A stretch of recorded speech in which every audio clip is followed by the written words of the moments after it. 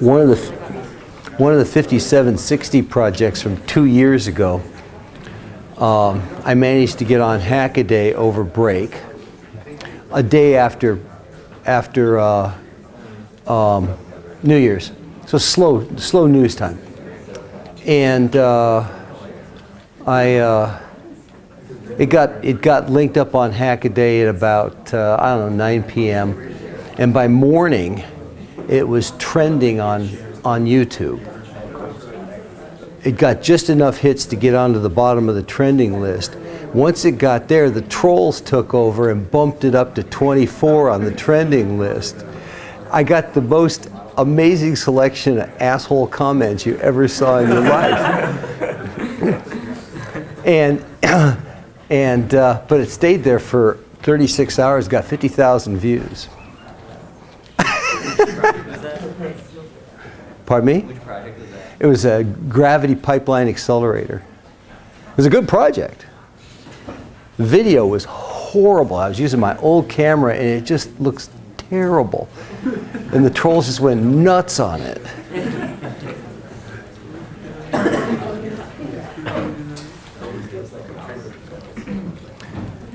But hey, it was trending, yeah. For all the wrong reasons.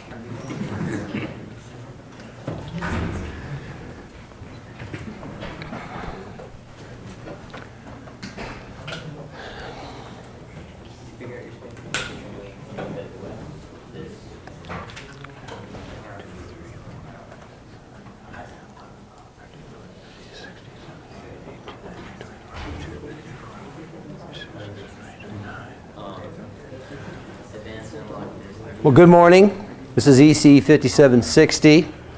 There are 43 people signed up, and I believe there are 35 in the room. I would guess typically for this class, 35 sign up, and after the first week, there's 22. So I would guess that there's going to be a similar drop-off. It may have started already.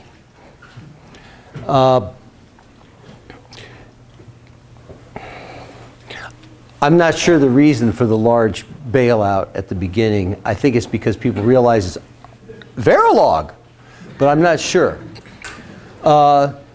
There's the usual social media sites where you can find out information. Facebook is not so useful anymore. YouTube, I set up originally for EC 4760. All of the old 5760 videos are there also. Of course, we're doing Video Note this semester, and so the lectures will be up a day or two after they're presented on Video Note. And last year's, or the previous year's lectures on YouTube will be basically useless because I changed every single bit of hardware and software in the class. You know what that means? Nobody knows how it operates, including me and the TAs. Although the TAs are probably at least as knowledgeable, probably more so than I am. I see Mohammed. Want to stand up for a minute? It's one of the TAs. And is Tahmid here? Manish? Nah. Okay. Thank you. So, I brought up a Piazza site, as many of you know, because I've been blasting out mail messages since the 22nd of December. If you haven't gotten those, it is because you signed up for the class after the 22nd of December, and you can join the class on Piazza, or if you can't manage to do that, send me an email and I'll put your net ID on there, but you should be able to join. Because all communication is going to go through Piazza for bug fixes, for communication between students, and towards the end of the semester when there's no more lectures, that'll be the only way for me to do a broadcast. So if you're not on the list, you're dead. And of course, there's a class homepage that has all the information for the class on it.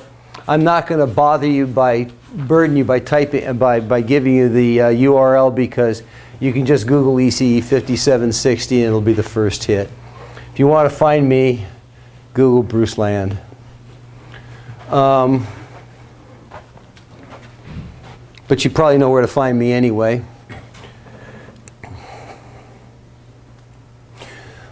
Webpage has all of the labs defined already. There's a little bit of tentativeness to this because, again, I've changed every single shred of the course. So I think the labs make sense, and I will try and give you a heads up if I modify any of them. There's also reading. Reading assignments are, start here. There is a lot of reading for Lab 1. You're going to have to figure out how to use Linux on this board. We're using an FPGA board that has a dual ARM v7, also known as an ARM 9. The internal version is ARM v7, and it boots Linux off of an SD card. The architecture is complicated enough that you have to be very robust embedded programmer to program this bare metal. So you will use Linux. But you have to learn how to get it going. Then there's, I've done a bunch of documentation on the so-called University Program DE1-SoC computer page by way of trying to figure out how all these levels of abstraction work. The SoC FPL design guide from EPFL I'll go through a little bit today. Don't take that too literally. It has a whole bunch of information in it, but they do things differently than I'm going to suggest that you do it. But I'm using some of their pictures today because they're nice. So you have a ton of reading to do before the first lab, which starts next Thursday. Most of you signed up for the Thursday section. And there's like 3 people in Friday afternoon and 40 people in the evening on Thursday evening. That means 40 people, there's only 22 lab stations. That means that place is going to be steaming. And if some of you could move to Friday afternoon, that would be great. The scheduling for 5760 is more flexible than 4760. It's typically a smaller class, although you couldn't tell it by looking over the room right now. And because it is a MEng class, I can give you access to the lab 24/7. That means you don't have to wait for staff to go in there and work, and you better not wait for staff to go in there and work. It also means that you don't have to show up for the whole lab period. If you have an hour break for another course in the middle of the Friday lab, that's fine. You just have to demo. You have to demo by the day you sign up for. So if you sign up for Friday, you get an extra day. At least it feels like that. So it would be nice if some of you moved over to Friday. Had I known this was going to happen, I would have capped the Thursday section at about 32 people, but I've never had more than 35 sign up for the class. So everything's new this year.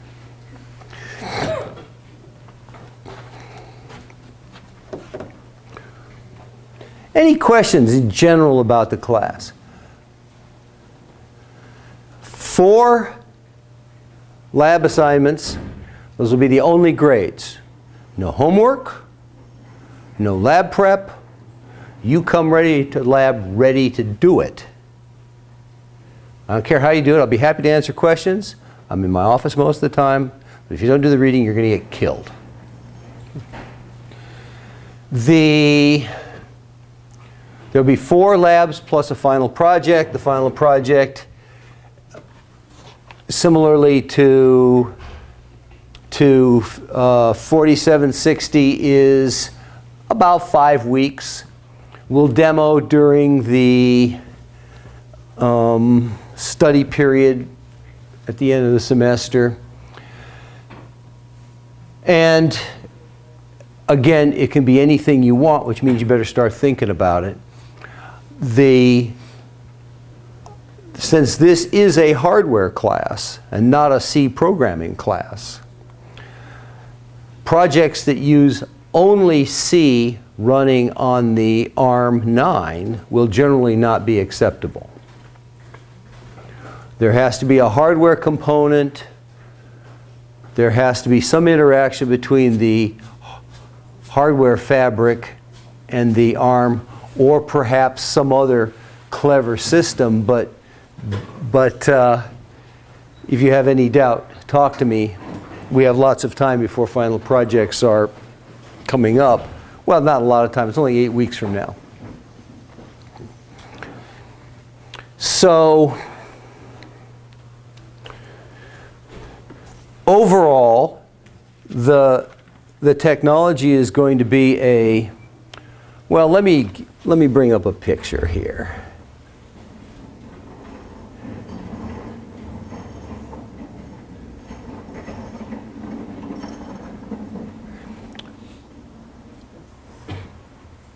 Oh yes, I should say there's a few links on this page that the first one is every article I could find that was related to this board. Some of them are really down in the weeds, like ARM v7 internal architecture. But there's some that are a little bit higher level, and remarkably little from universities. It's because not very many people have used this board before. But there is a little bit from EPFL, as I said before, and all 70 or 100 pages of this monster.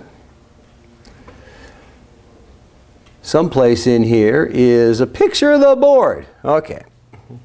The board we're going to be using is a DE1-SoC. It's got a modest-sized FPGA on it. It's got some switches. It's got some buttons. It's got a high-speed audio codec. It's got a VGA driver on the FPGA side. On the ARM9 side, we're going to refer to this as the HPS, High Performance System. That's how Intel now refers to this as the HPS. So on the HPS side is an Ethernet port, a couple of USB ports, an SD card slot, a couple of LEDs so you can do the blinky light thing, one switch. But basically, all of these peripherals, the LEDs, the switches, the I/O ports, all of the codecs are on the FPGA side. So what you're going to be doing is you're going to be cooperatively writing C that's running on the ARM and writing Verilog that is running on the FPGA. And they're going to be hooked together through some unbelievably complicated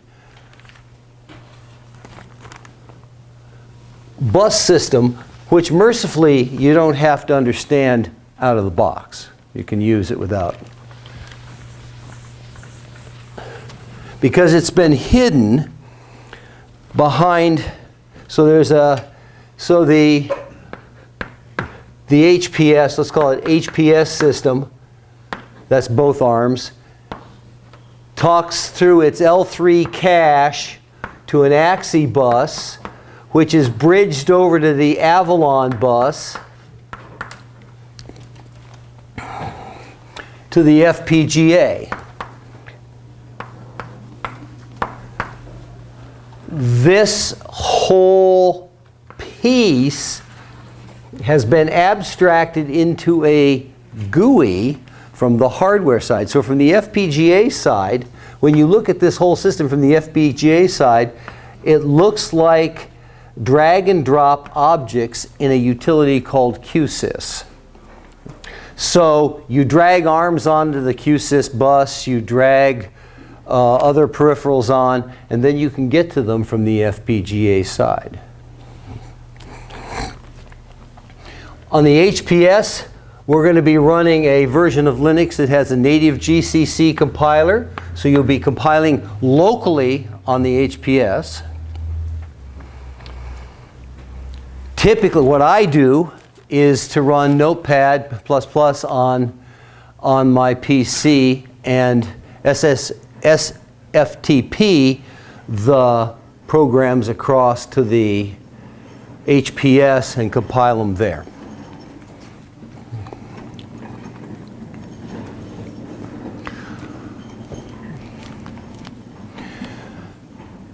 Turns out that Intel, Altera, whoever you want to call it, hasn't really written any device drivers for Linux for the map that takes you over to the FPGA. So as part of your GCC program, the C program is going to do direct memory mapping of I/O units. So since you're going to be running as root, you're going to be running as God on these Linux boxes. You can map virtual memory into real memory and get real memory addresses and manipulate them. Oh, and by the way, these are real Linux systems. I brought mine up on Cornell's unprotected network, and within 5 days, CIT took it down because my FPGA was spamming the Cornell mail system. I somehow don't think of hardware as requiring security, but this does. And so what we are going to do is in the lab, we're going to bring you up in secure space at Cornell, which means you don't have access to the outside world except under very controlled circumstances. You have access to spots within Cornell, but not outside of Cornell. It's an abstraction called 10-space. You familiar with that?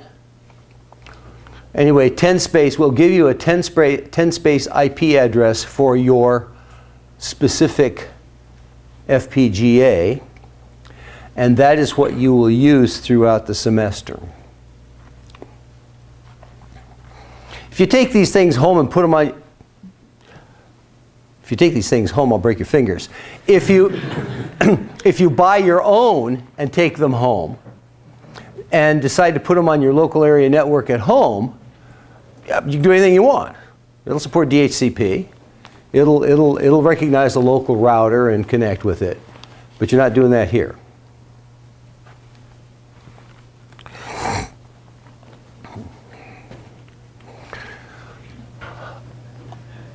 Also defined on the Avalon bus for your viewing interest are a bunch of modules that come under the category of the University Program IP, and include a VGA driver, an audio driver, hardware. This is hardware.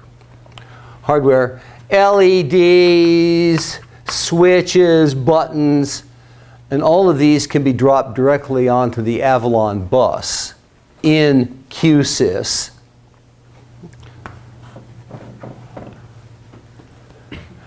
Compiled into your design. Much of what you're going to be doing this semester is writing bus masters for the Avalon bus. So what you're going to be writing is bus masters to sit on the Avalon bus, which will then control these peripherals.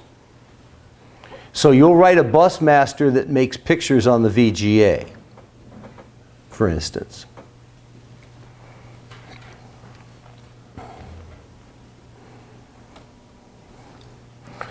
You will also have to write some bus slaves.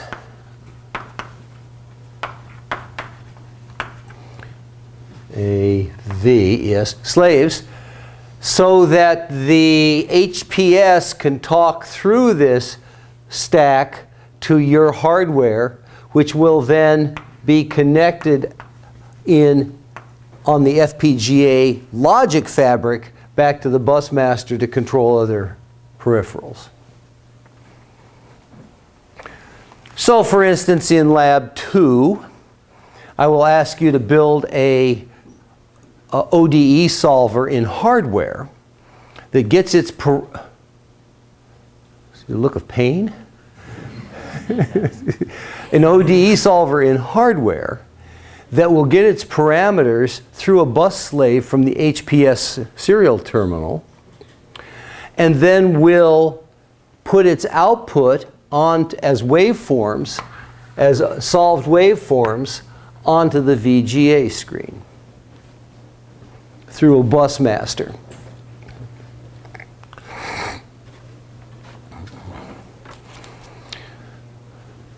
Over here we're going to be using C. All of this work is going to be done in Verilog.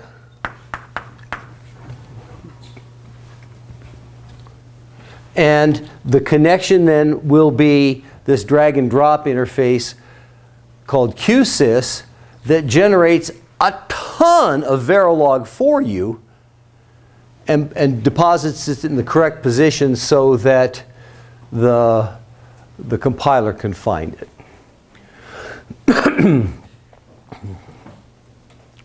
Any questions?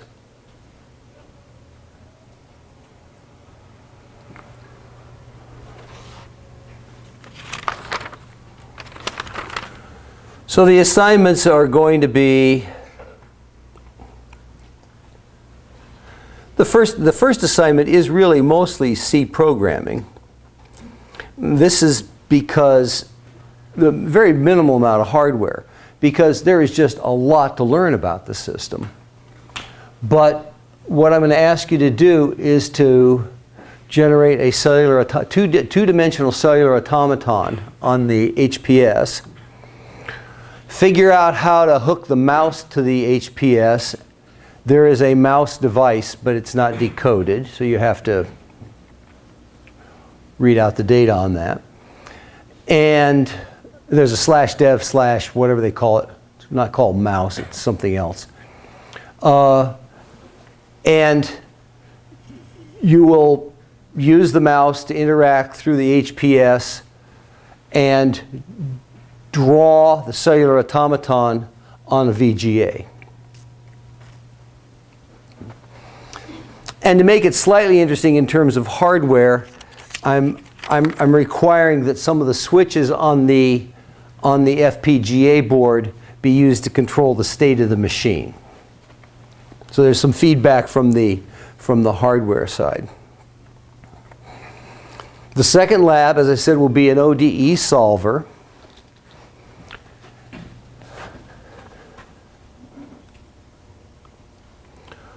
Hardware ODE solver. And the system I'm going to want you to solve is not worthy of a hardware solver, but it's, we're starting out here. It'll be a 2-mass, 3-spring system with fixed walls, and you're going to set the initial conditions and the spring constants and the masses through the HPS, say go, and the system will solve these differential equations. And the output on the FPGA should look something like that. Anybody have to solve that system in Physics 1?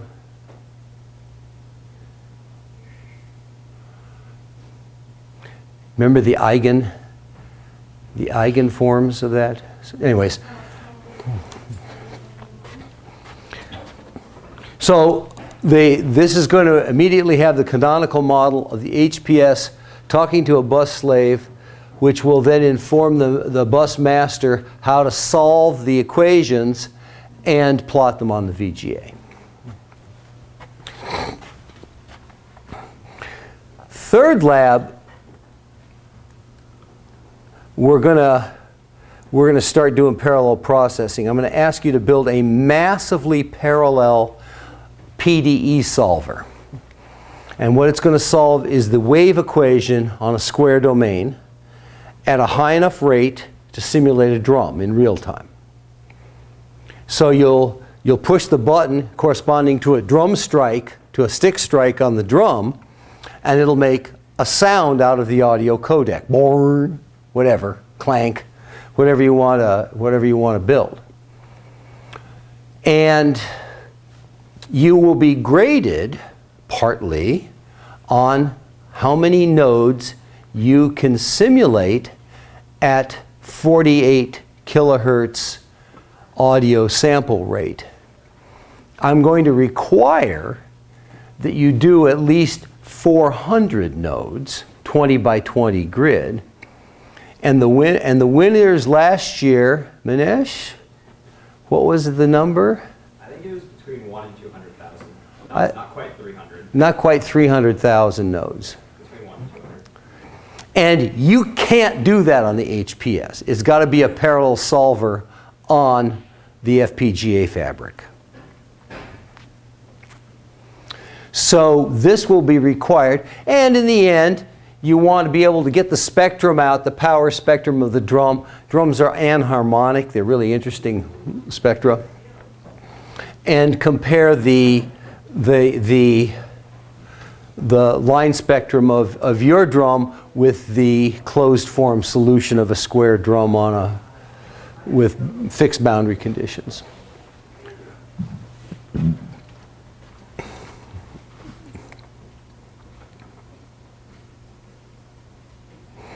This is primarily a hardware side. There's not too much HPS involvement in this particular project. Any questions on this?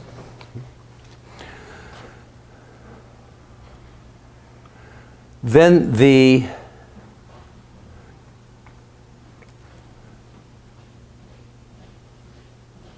oh yeah, I'm giving you 3 weeks to do the first lab. That's nice of me. Don't wait to the second week, folks. The fourth lab will be solve Mandelbrot set.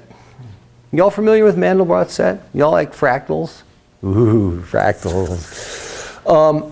Mandelbrot set is an extremely complicated, arbitrarily complicated geometric structure in which each pixel requires an iteration to determine whether it is inside the set or outside the set. And the number of iterations required can vary up to a few thousand, from 0 to a few thousand, 1 to a few thousand. So this requires a flexible processor. Oh, also the calculation is with using complex numbers. It's a complex iterator. And part of the grade will be how fast can you do it.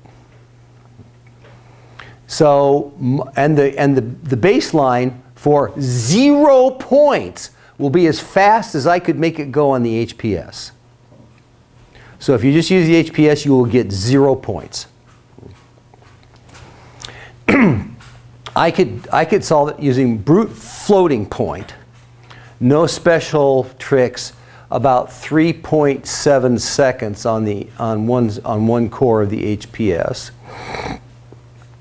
Switching to fixed point, 32-bit fixed point single processor, I could get it down to half that. So that implies that if you work through all of the cranks and so on, that one of these ARM cores can do about between 200 and 250 million floating operations a second, or about twice that many fixed point operations per second. And so 1.6 seconds will be the value at which, if you solve the Mandelbrot set in 1.6 seconds, you get no performance points. The highest you'll be able to get in the lab is 75. This is to encourage you to build complex iterators in hardware. We've had students build them in floating point, custom fixed point, integer, everything you could think of. But you'll have to figure out how to do that. For this lab, we will want you to be able to put a pointer onto this screen and run it with the mouse on the HPS side. So there'll be a direct interaction between the image and the HPS. And again, it will be the best solution. So the dynamic range last year, we didn't have ARMs last year. The fastest we could go was a 50 megahertz soft microcontroller instantiated in the FPGA fabric, and it took just under 2 minutes to render on that core. The fastest I saw last year was just under 50 milliseconds on the DE1-SoC, the board we're going to be using, with how many parallel pipes did you have? 2 dozen, something like that. A couple of dozen. I think that the limiting factor is the number of hardware multipliers on this chip, which is I think 84, 86 hardware multipliers, 18-bit hardware multipliers. The hardware multipliers are quite fast. They'll do a full multiply at least 150 megahertz.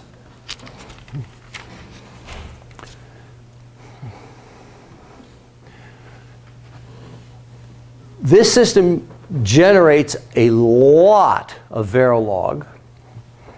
Qsys Prime has to compile that mess. A lot of Verilog is slow to compile and place and fit. Therefore, you need to spend the time up front during the first lab figuring out how to run the simulator, model sim, because otherwise you're going to die. So you, for instance, are going to want to make sure that one of your parallel pipes, one of your complex iterators, works before you instantiate it onto the FPGA. For the drum head, you are going to want to make sure that with a node of 1, so it's a boring drum, right? A node of 1 is a computational node that is tied down at 4 corners by springs. So the boundary conditions are 0. This node is free to go up and down, ring, ring, ring, ring, ring, like that, in and out of the plane of the board. And you can predict what that's going to be. It's a harmonic oscillator. Linear springs, mass, it's a harmonic oscillator. So you're going to want to simulate one node, make sure it works, figure out how you're going to scale this up into multiple nodes. There's several different ways of parallelizing this we'll talk about as the semester goes on. And at every step, as you accumulate more and more nodes, you're going to simulate them before you build it. Or one of you is going to simulate while the other builds. But the compile time on my brand new desk machine with solid state derives and 32 gigabytes of memory is about 12 minutes for a reasonable sized system. 6 an hour, folks. You don't change one line of code and recompile and change a line of code and recompile. You will die.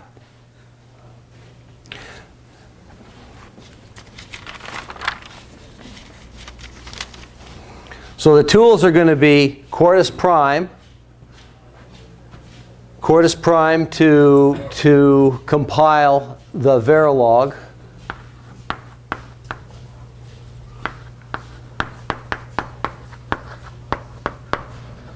You can download a copy with a web license. It is fully functional, except it is single core. The version we have in the lab is fully licensed. You can run it N way, where N is the number of cores that you have. Systems in the lab are 4 cores.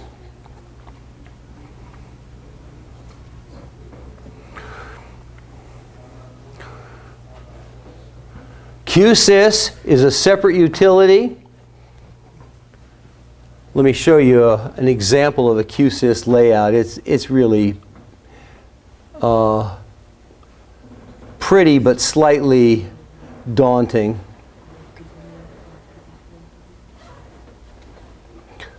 Let's see.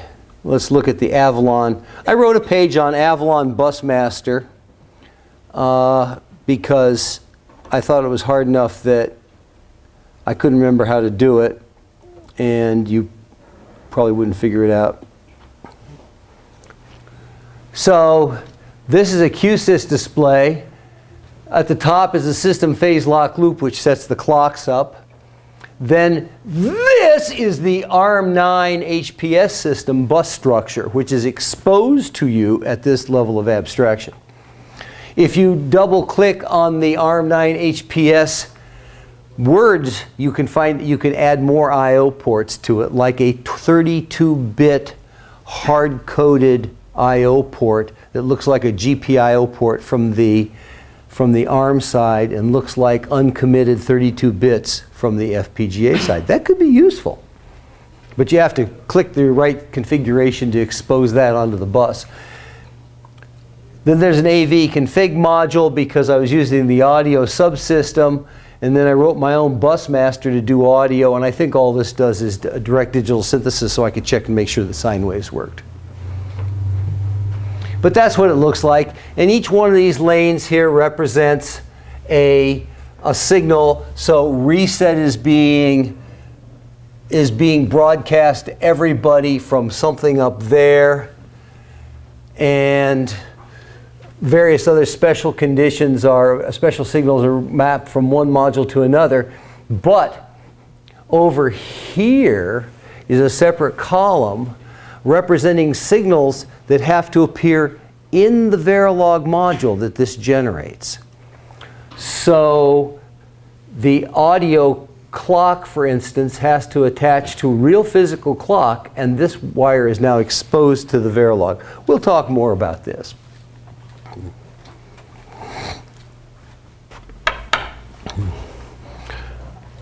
You need to read up on Model Sim. That's the simulator, Verilog simulator. I have a short page on using Model Sim.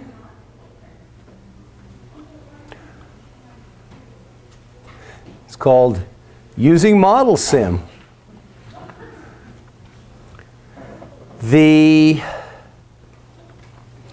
You're also going to want to probably, as part of Quartus Prime is a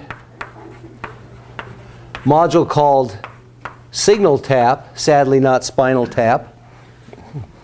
And Signal Tap is a logic analyzer that you build on the FPGA with your design that uses on-chip memory to log data at bus rate, which you can then read out across a USB connection to an application running on the PC.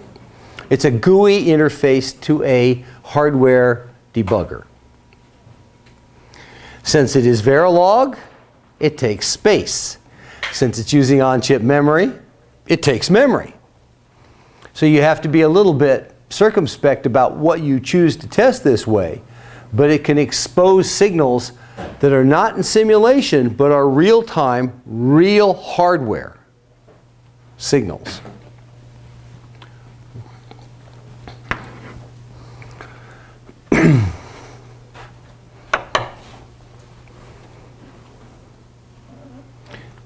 Any questions at this point?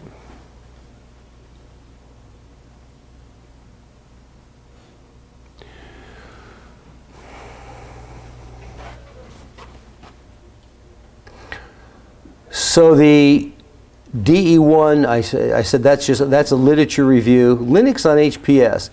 As I was trying to figure out how to use Linux on this, I'm not a Linux guy. So many of you are going to be better at Linux than I am. That's cool. I'll learn something. But as I was figuring out how to use the system, I decided I better document it so I could do it again. So I can remember how to do it. And I think it's probably also useful for you. But there's a an image that you're going to have to download to an SD card. All your laptops have SD card readers, writers? Yes? No? Don't know? Never did it? Don't care? Make sure you can read and write an SD card. And there's a utility for Windows which works nicely, and Joe tells me that Apple Pie Baker, great name, for Raspberry Pi works well on the Mac. Once it's running, you're going to have to figure out, you can log in using the board serial connection. There's a mini USB connector on there that goes out directly to, that is actually a serial port that you can connect to your laptop or to one of the lab computers. Open a PuTTY port and you'll be able to log in directly as root on that port. It's a hardware port onto the machine. It is not network managed. It is wide open hardware. This system ships with no password en route. That means that you are insane if you put it on the network before you assign a password to root, a strong password to root, and disable the Linaro account, which ships with no password and you will never use. But you can disable it easily. Once you can log in, you're going to want to do some other, you're going to want to configure this. One of the first things you're going to have to do is we're going to give you a lookup table that relates a MAC address to a IP address, because we are locking this system down hard. There's a list of MAC addresses that are allowed. It turns out that this system, for reasons that are not clear to me, does not read the MAC address from ROM, which means you can change it and do anything you want with it. You spoof one of our systems, we'll throw you out of the lab. But in particular, what you will have to do is to set up the networking by taking the MAC address we give you and the IP address we give you, which will be in 10 space, and use those on your SD card throughout the semester. Every day when you come in, you're going to get a different board, because you're going to leave them in the lab. You're not taking them with you. They're not your board. They're the lab's boards. But you keep the SD card, which has the config information with the IP addresses on it. You lose the SD card, you make another one. It'll cost you an hour. You'll grumble, be sad, figure out a way of holding on to things that are smaller than a dime. So you're going to have to edit a couple of files because the system is designed assuming that you're going to use DHCP, but we're not using DHCP, so you're going to have to give it some name servers so that it can get out to the larger world. Once you've done that, and to do that, you're going to have to use a built-in editor to edit those config files. VI ships with the device. How many of you used VI? Oh, so that's good. All right, so this is not a huge deal. It's an ugly editor. And the main reason it's ugly is that it's a stateful editor. It holds a lot of state, but it doesn't show you the state. You just have to remember what state you're in. There are some other ones. I don't know. Does anybody use Emacs? Oh yeah. Oh, just whip me. GNU Nano is not bad. You'd have to install it.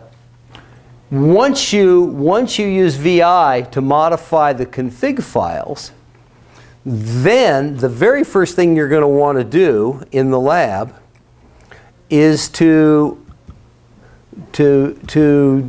download, use an apt-get to download the SSH server material. You had to do that, right? You had to download, yeah. To download the SSH server code so that you can SSH into the box and you can secure FTP into the box, into the FPGA. At that point, now you can open as many telnet terminals, as many PuTTY terminals through SSH as you want. I typically have 3 terminals and a SFTP window open when I'm programming. It's about right.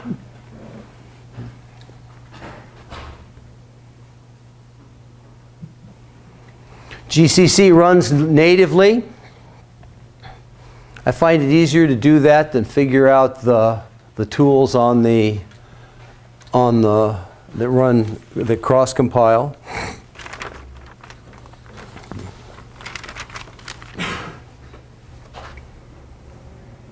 There's some utilities you may want to download, but you may not. You can mount a USB flash drive. Once you get the SD card just the way you like it, back it up. Put an image on your laptop so that when you blow away the SD card, you don't have to start over. SD cards are, after all, flash memory. Sectors get bad. At some point, the system won't boot anymore. You can't use it, if you haven't backed up, you throw away that SD card and start over. So, under no circumstances do you keep source code on the SD card. That is crazy.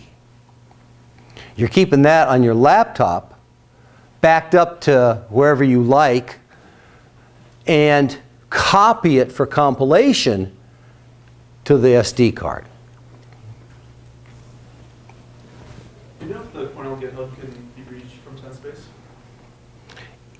If it's in the Cornell domain, it should be. There are some sites that are whitelisted also in TenSpace. For instance, apt-get, whatever site is, Debian site, whatever it is whitelisted, so you can use apt-get. Otherwise, you can't get out, you can't get in. Somebody at Cornell can SSH into your system and mess with it. So you do have to lock it down a little bit, but at least it's not the whole world out there trying to get at your machine.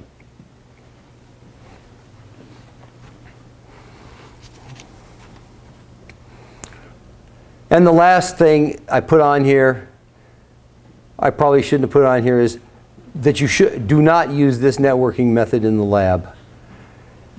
And you know why I shouldn't put that on there. It's because so many people don't notice the knot. There's a little bit on USB programming. This is really just stuff I downloaded off of Stack Overflow like everybody else does. And a way of reading the keyboard and reading the mouse, which is the only thing I've tried hooking to USB aside from a mass store device, which just worked. I suggest not transferring programs back and forth using a flash drive. It's just too much work. Use SFTP.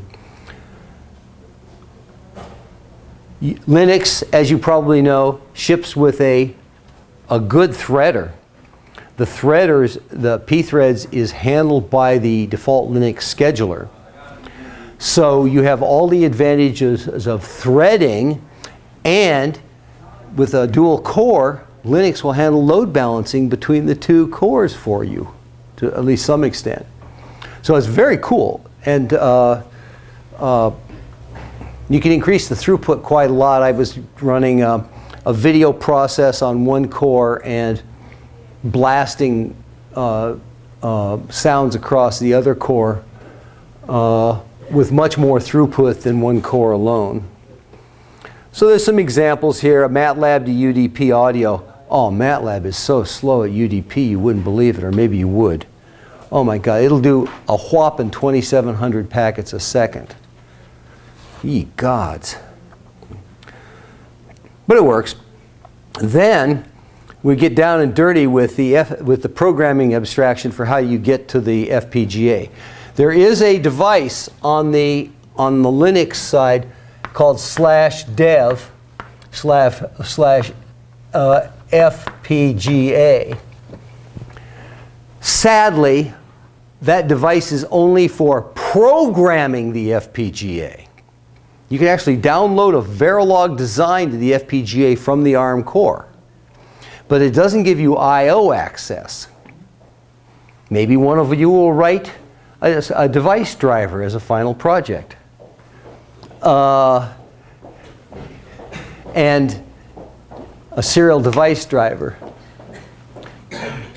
But what you're going to do is you're going to use this device called /dev/mem and a Linux utility called mmap, which allows you to take physical addresses and drop them into virtual memory so that you can then manipulate them as if they're part of your segment.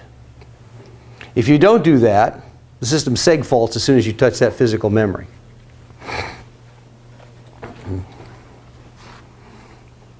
If you mess up in any way with mmap, for instance, you don't give it a big enough segment, you give it the wrong start address, it seg faults.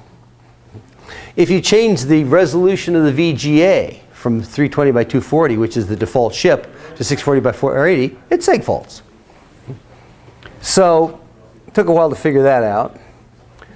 University computer is where you're going to want to go like today and start looking, because this is the full Qsys layout, and among other things includes Conway's Game of Life solver in C, which is what you need for Lab 1.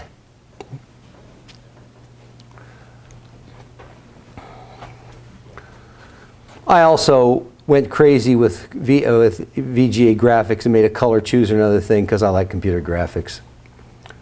But you're going to want to read this page like soon.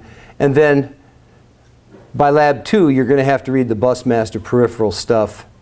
And DSP, I'm still working on. I just got good audio filtering working yesterday. My goal is to make a voice vocoder, a speech vocoder by next month or so. Any questions? Last minute questions? Folks, if you're going to, I'm not going to, beginning of next week, I'm going to ask you for card ID so we can give you access to the lab. I'm not going to do that today because experience shows that a lot of people drop the course. If you're going to drop, get on it. All right. Don't wait around. Thank you.